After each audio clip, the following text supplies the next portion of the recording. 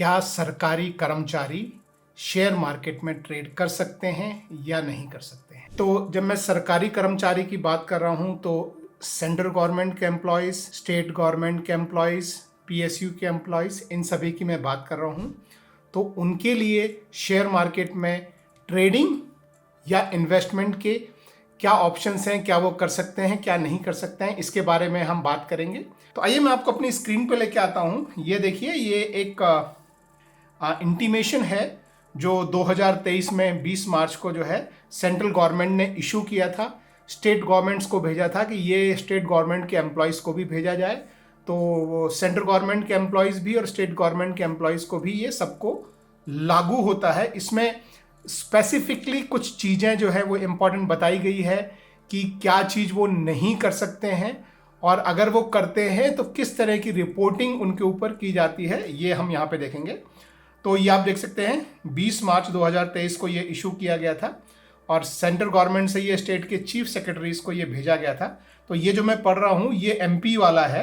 तो ये एमपी ने फिर उसको आगे जो है हिंदी में कन्वर्ट करके और जो प्रकाशित किया था। तो ये जो इंटीमेशन है ये सेंट्रल गवर्नमेंट का है जो मैं पढ़ रहा हूँ।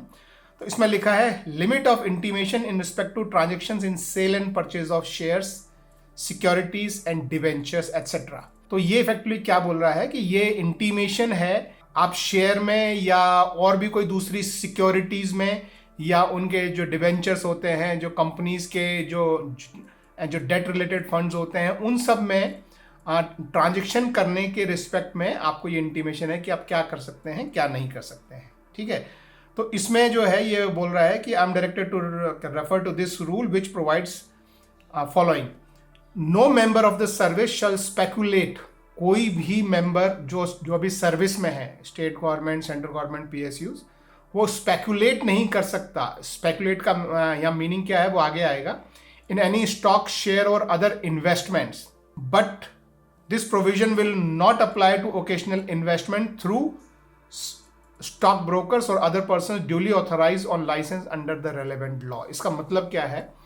पहली बात ये मतलब क्लियर जो टेक्स्ट में लिखा है वो ये है कि कोई भी एम्प्लॉई स्पेकुलेट नहीं कर सकता इक्विटी मार्केट में, लेकिन इन्वेस्टमेंट कर सकता है थ्रू स्टॉक ब्रोकर्स या कोई भी ऐसे पर्सन के थ्रू जो ऑथराइज है इन्वेस्टमेंट करने के लिए आपके बिहाफ पे।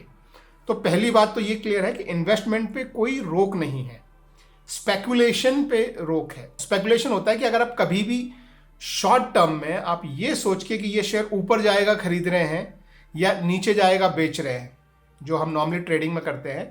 फिर से याद दिला दूं, speculation in terms of income tax अलग होता है। इनकम टैक्स में स्पेकुलेशन हम सिर्फ इंट्राडे ट्रेडिंग को मानते हैं, लेकिन यहाँ पे स्पेकुलेशन अलग है। आगे स्पेकुलेशन का भी इन्होंने जो है थोड़ा एक्सप्लेनेशन दिया है, तो वो भी हम पढ़ लेते हैं।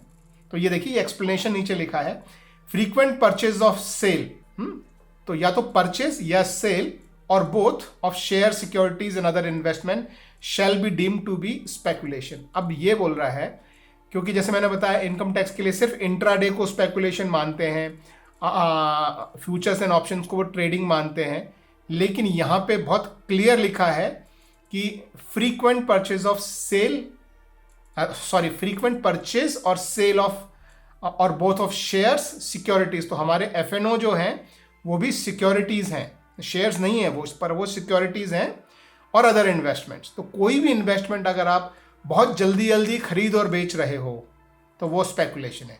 अब जल्दी जल्दी क्या है ये कोई नहीं बोल सकता, बट इफेक्टिवली इसका सार यही है कि अगर आप ट्रेड कर रहे हो, क्योंकि ट्रेडिंग आदमी एक इन्वेस्टमेंट करता है जो कंपनी को देख के कि हाँ अच्छी कंपनी है, लंबे समय के लिए पैसा लगाया है वगैरह, तो वो इन्वेस्टमेंट होता है।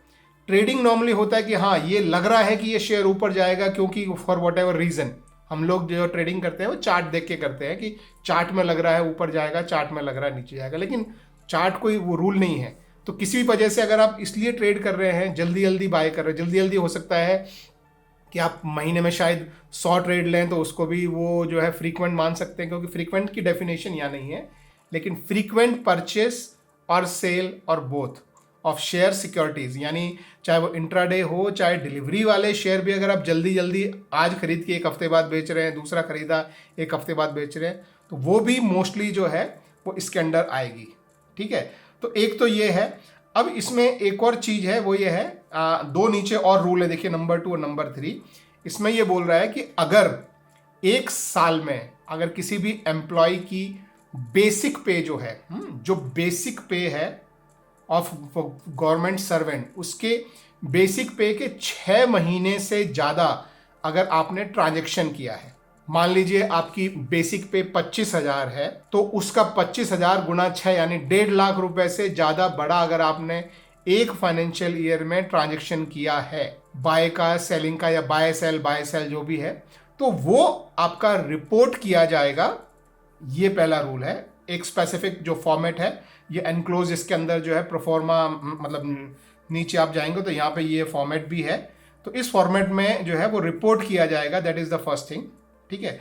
ये एडिशनल है विद द सेकंड थिंग। जो सेकंड थिंग अभी एग्जिस्टिंग क्या है, सेकंड थिंग, कि कोई भी सरकारी एम्प्लॉई अगर अपने 2 महीने की, 1 मिनट, 2 मंथ्स बेसिक पे, हाँ, तो अभी क्या है, एक और इसके अलावा रूल है कि कोई भी सरकारी एम्प्लॉय अगर अपनी 2 महीने की बेसिक पे, राइट, हाँ, 2 महीने की बेसिक पे से ज्यादा की चल संपत्ति मतलब मूवेबल प्रॉपर्टी, शेयर्स भी मूवेबल प्रॉपर्टी हैं, शेयर, फ्यूचर्स, ऑप्शन, ये सब मूवेबल प्रॉपर्टीज आती हैं। इसके अलावा मूवेबल प्रॉपर्टीज होती है अपने ज्वेलरी खरीदना, म्यूचुअल फंड में इन्वेस्टमेंट करना, ये सारी मूवेबल प्रॉपर्टीज हैं। तो 2 महीने की बेसिक पे से ज़्यादा अगर आप मूवेबल प्रॉपर्टी खरीदते हैं तो वो भी रिपोर्ट किया जाता है अंडर दिस रूल्स, ठीक है। तो ये इफेक्टिवली आपको ये बोल रहा है कि आप इन्वेस्टमेंट कर सकते हैं थ्रू रेगुलेटेड ब्रोकर्स या ऑथराइज पर्सन, आप ट्रेडिंग नहीं कर सकते हैं, ना शेयर्स में, इंट्राडे तो खैर प्योर स्पेकुलेशन है ही, ना ही फ्यूचर्स एंड ऑप्शंस में, क्योंकि वो भी यहाँ पे स्पेकुलेशन में आता है, क्योंकि वो सिक्योरिटीज हैं और उनमें आप जल्दी जल्दी बाय और सेल करेंगे, तो वो यहाँ पे जो है इस केस में, इस रूल के हिसाब से स्पेकुलेशन में आता है फॉर गवर्नमेंट एम्प्लॉयज, तो वो भी आप नहीं कर सकते हैं। और आप डिलीवरी वाले शेयर में भी अगर आप जल्दी जल्दी खरीद के बेच रहे हैं तो वो भी स्पेकुलेशन माना जा सकता है, उस पर यहाँ पे क्लैरिटी नहीं है, मगर सिर्फ ये लिखा है कि फ्रीक्वेंट परचेज और सेल, तो आप फ्रीक्वेंटली बाय सेल कर रहे हैं, सिर्फ कि हाँ थोड़ा पैसा मिल गया, अब नीचे गिरेगा फिर खरीद लूंगा, तो उस समय की चीज़ों, उस तरह की चीज़ों को अलाउ नहीं है। ये एमपी का है, इसका थोड़ा सा हिंदी में भी आपके सामने यहाँ मैं रख देता हूँ। तो जो 2 मैंने आपको जो पॉइंट बताए वो यहाँ पे लिखा हुआ है कि अगर आप 6 महीने की बेसिक पे से ज़्यादा अगर आप ट्रांजेक्शन करते हैं तो आपको रिपोर्ट करना है अगले साल की 31 जनवरी से पहले। और ये एडिशनल रूल है, जो पुराना रूल था 2 महीने से ज़्यादा की बेसिक पे के ऊपर अगर आप कोई चल संपत्ति जो है खरीदते हैं तो उसके ऊपर, और शेयर्स और फ्यूचर्स और ऑप्शंस, ये सारा जो है चल संपत्ति माना जाता है, तो उसके अंडर भी आपको रिपोर्ट करना है।